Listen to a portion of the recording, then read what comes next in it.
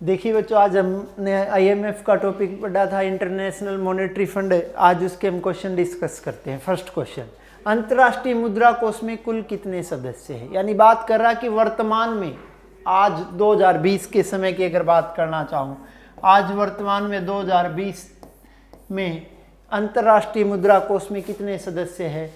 189। कितने सदस्य हैं? 189। और आप सबको पता है इसका 189वां देश जो सदस्य बना वो देश कौन सा है? नोरू। कौन सा भाई? नोरू। और नोरू ने आईएमएफ की जो सदस्यता है वो कब ग्रहण की? वो ग्रहण की भाई 12 अप्रैल 2016 को। कब ग्रहण की? 12 अप्रैल 2016 को। यानी 2016 के बाद एक भी नया सदस्य नहीं जुड़ा है। कौन सी संस्था में नहीं जुड़ा है? अंतर्राष्ट्रीय मुद्रा कोष में। यानी अंतर्राष्ट्रीय मुद्रा कोष के सदस्यों की संख्या है 189। जबकि अगर इसके शुरुआती सदस्यों की बात करना चाहूँ तो शुरुआती सदस्यों की संख्या कितनी थी? 44। और ये 44 जो शुरुआती सदस्य है ये कब थे? 1945 में। और धीरे धीरे ये 44 से संख्या बढ़ती बढ़ती आज कहाँ तक पहुँच गई है? 189 तक। अब इसके बाद बात करते हैं नेक्स्ट क्वेश्चन की। नेक्स्ट क्वेश्चन क्या है? अंतर्राष्ट्रीय मुद्रा कोष की स्थापना कब हुई? यानी जो अंतर्राष्ट्रीय मुद्रा कोष की स्थापना कब हुई? दिसंबर 1945 में। जबकि इसने जो कार्य करना आरंभ, अगर बात करता है कार्य प्रारंभ की, भाई इसने कार्य करना कब प्रारंभ कर दिया? तब क्या आएगा भाई? 1947। अगर यूं पूछ ले, इस तरह की संस्था का जो विचार है वो सबसे पहले कब आया? 1943 में। यह विचार आया था अमेरिका के हाइट प्लान और ब्रिटेन की किन्स योजना के द्वारा। और जब इन्हीं दोनों प्रस्ताव को वास्तविक जो रूप देने का काम किया गया, वो वास्तविक रूप कब दिया गया? 1944 में। 1944 में यह रूप दिया गया कौन से सम्मेलन में? ब्रेटन वुड्स कॉन्फ्रेंस में। कौन से सम्मेलन में? ब्रेटन वुड्स कॉन्फ्रेंस में इन्हें वास्तविक रूप दिया गया। और ये ब्रेटन वुड्स कॉन्फ्रेंस में जो फैसला लिया गया, उस फैसले कब लागू किया गया? दिसंबर 1945 में। यानी कि अंतर्राष्ट्रीय मुद्रा कोष की स्थापना कब हुई? दिसंबर 1945 में। अब बात करते हैं नेक्स्ट क्वेश्चन की। निम्नलिखित में से क्या अंतर्राष्ट्रीय मुद्रा कोष के उद्देश्य नहीं है? इन चार ऑप्शन में से हमें वो ऑप्शन ढूंढना है जो अंतर्राष्ट्रीय मुद्रा कोष का उद्देश्य नहीं है। यानी कि 3 उद्देश्य है और 1 उद्देश्य नहीं है।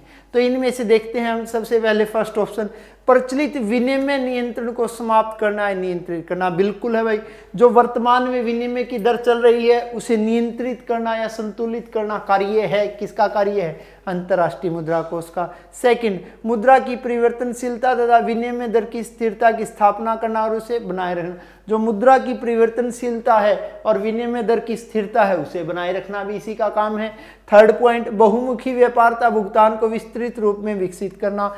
जो व्यापार को बढ़ावा देना और भुगतान को विस्तृत करना। आप सबको पता, भुगतानों में सुविधा करने के उद्देश्य से इसने एसडीआर भी जारी की है, स्पेशल ड्राइंग्स राइट। तो इसका निजी उद्योगों को विकसित करना, यानी डी ऑप्शन, निजी उद्योगों को विकसित करना उद्देश्य नहीं है। किसका उद्देश्य नहीं है? अंतर्राष्ट्रीय मुद्रा कोष का उद्देश्य नहीं है। उसके बाद बात करते हैं नेक्स्ट क्वेश्चन की। अंतर्राष्ट्रीय मुद्रा कोष का कुल अभ्यांश यानी कुल कोटा जो इसके सदस्य देशों के द्वारा दिया गया है, यानी कितने सदस्य देशों के द्वारा दिया गया? 189 सदस्यों के द्वारा। तो इसका जो कुल कोटा है वो कुल कोटा कितना है भाई?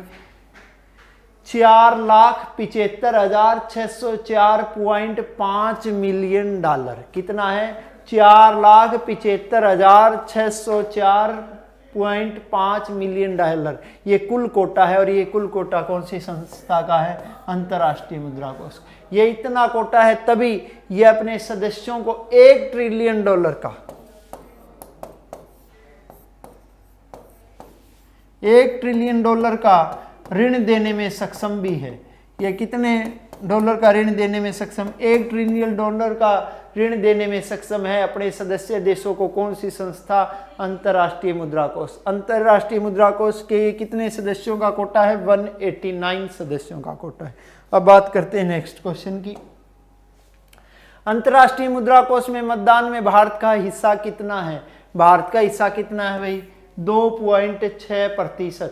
जबकि यह भारत का हिस्सा 2.6% बढ़ा है। किसके बाद बढ़ा है भाई? 2016 के बाद बढ़ा है।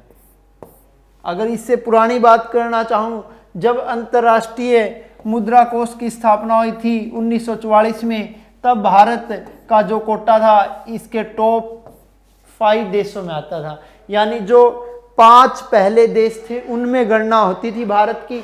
लेकिन 1970 के बाद धीरे धीरे हिंदुस्तान का कोटा घटता रहा नहीं कह सकते हम, साइलेंट रहा, यानी जो था वही बना रहा, और जो दूसरे सदस्य देश है उनका कोटा बढ़ता रहा, और सदस्य देशों ने अपना कोटा बढ़ाकर भारत को उन 5 देशों की श्रेणी से बाहर निकाल दिया, और जबकि भारत की जगह अपनी जगह बना ली।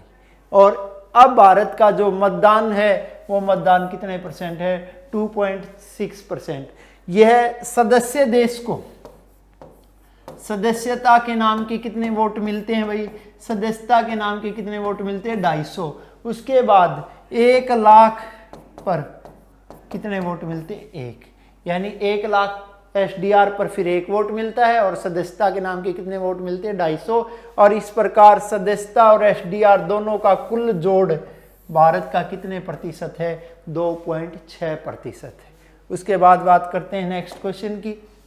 अंतर्राष्ट्रीय मुद्रा कोष में मतदान में सर्वाधिक हिस्सा कौन से देश का है? आप सबको पता है किसका है? यूएसए का है, 17% से ज्यादा। 17% से ज्यादा यानी सबसे ज्यादा, इसीलिए विश्व की महाशक्ति कहलाता है। और विश्व में महाशक्ति कौन कहलाता है? यूएसए। और यूएसए का सबसे ज्यादा कोटा है, या सबसे ज्यादा मतदान की शक्ति है। और सबसे ज्यादा मतदान की शक्ति कौन से देश के पास है? यूएसए के पास। कौन सी संस्था में? अंतर्राष्ट्रीय मुद्रा कोष में। इसलिए अंतर्राष्ट्रीय मुद्रा कोष के फैसलों को भी प्रभावित कर सकता है। कौन फैसलों को प्रभावित कर सकता है? यूएस। अब बात करते हैं नेक्स्ट क्वेश्चन। अभ्यांश का वितरण किसी देश को निम्न आधार पर किया जाता है। जो कोटा है किसी भी देश का, वो इन आधारों पर निर्धारित होता है। वो आधार क्या है? देखिए, राष्ट्रीय आय, सेकंड व्यापार संतुलन, थर्ड है विदेशी विनिमय, फोर्थ है राजकोषीय नीति। तो हमारे 3 ही ऑप्शन सही है, फर्स्ट, सेकंड और थर्ड। इसके अलावा विकास दर, आर्थिक विकास दर, प्रति व्यक्ति आय, ये 5 चीजें हैं जो किसी भी देश का क्या निर्धारित करती है? अभ्यांश यानी कोटा निर्धारित करती है। और कौन सी संस्था में कोटा निर्धारित करती है? आईएमएफ में। अब उसके बाद बात करते हैं नेक्स्ट क्वेश्चन की। अभ्यांश के आधार पर अंतर्राष्ट्रीय मुद्रा कोष में भारत का स्थान कौन सा है? भारत का कौन सा स्थान है? 8वां स्थान है। और भारत का मतदान में जो कुल हिस्सा है वो कितने परसेंट है? 2.66% भारत का मतदान में हिस्सा है। किस में हिस्सा है? मतदान में हिस्सा है। यानी भारत के पास जो वोटिंग राइट है वो वोटिंग राइट है 2.66% का। और आप सबको पता है भारत के पास ये वोटिंग राइट कौन सी संस्था में? अंतर्राष्ट्रीय मुद्रा कोष। भारत का जो मतदान कोटा है वो कौन से साल के बाद बढ़ा? 2016 के बाद बढ़ा। जबकि उससे पहले भारत का मतदान का कोटा लगातार कई वर्षों से एक ही बिंदु पर टिका हुआ था, लेकिन इस पर बढ़ोतरी हुई। अब पिछले दिनों भी निर्मला सीतारमण जी ने हिंदुस्तान का कोटा बढ़ाने की कोशिश की थी आईएमएफ में, वो बढ़ नहीं पाया, क्योंकि आप सबको पता है हिंदुस्तान का जो गवर्नर है वही हिंदुस्तान की तरफ से भाग लेता है। कौन सी संस्था में? आईएमएफ में। आईएमएफ के बोर्ड ऑफ गवर्नर्स में शामिल है प्रत्येक देश का वित्त मंत्री। और भारत का वित्त मंत्री न केवल भारत का प्रतिनिधित्व करता है, बल्कि भारत के अलावा 3 और देशों का प्रतिनिधित्व भी करता है। वो 3 देश श्रीलंका, भूटान और बांग्लादेश। अब बात करते हैं नेक्स्ट क्वेश्चन की। अंतर्राष्ट्रीय मुद्रा कोष द्वारा प्रकाशित की जा रही पत्रिका का क्या नाम है? इस पत्रिका का नाम है वर्ल्ड इकोनॉमी आउटलुक। यह वार्षिक पत्रिका है, यानी हर 1 वर्ष प्रकाशित की जाती है। और हर वर्ष किसके द्वारा प्रकाशित की जाती है? अंतर्राष्ट्रीय मुद्रा कोष के द्वारा प्रकाशित की जाती है। कौन सी पत्रिका? World economic outlook. उसके बाद बात करते हैं नेक्स्ट क्वेश्चन की।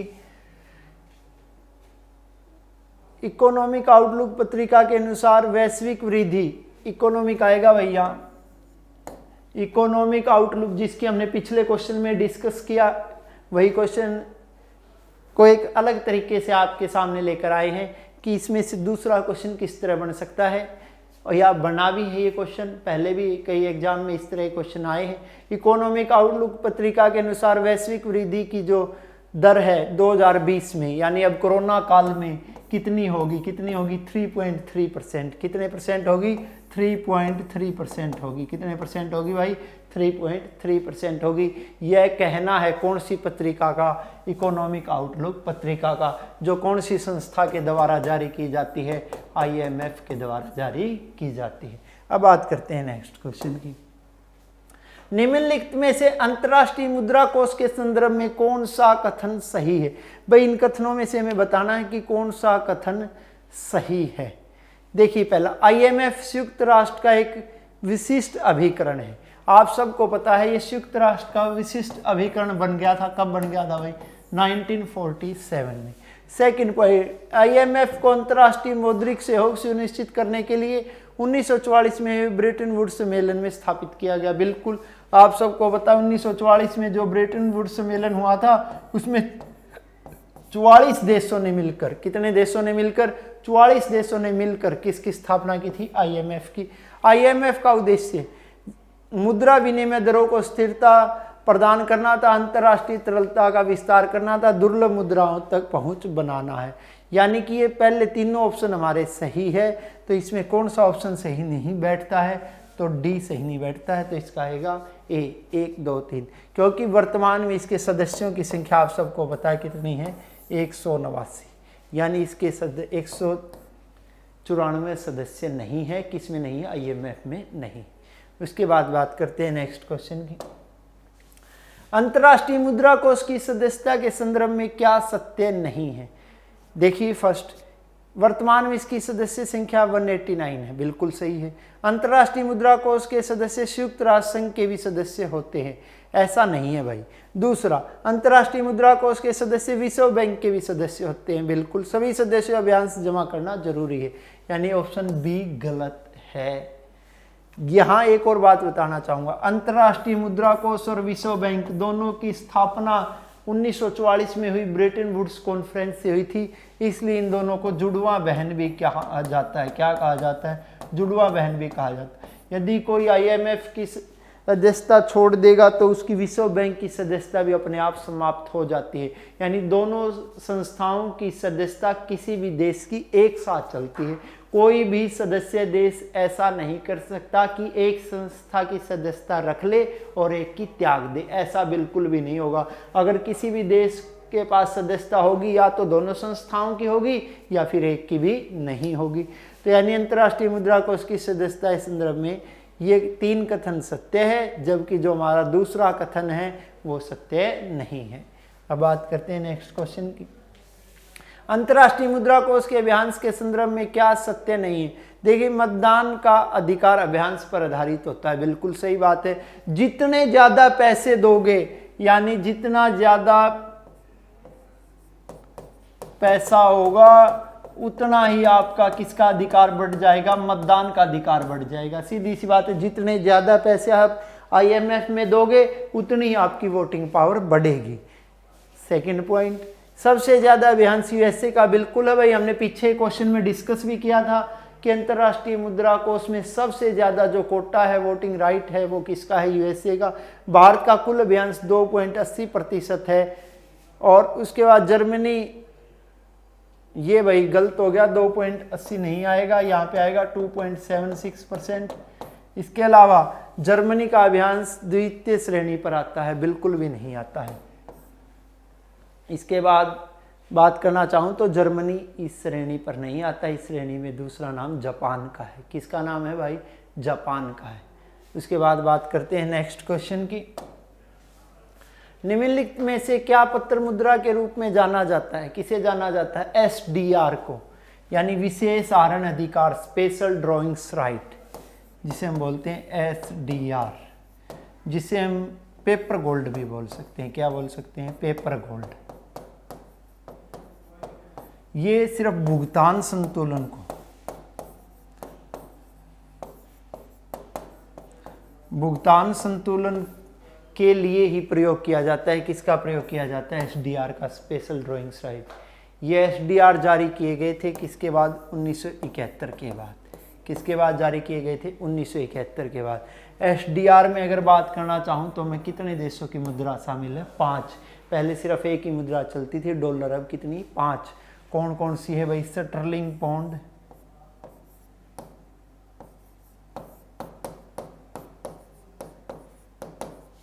जापान की येन, चीन की युआन या रेनिमेबी,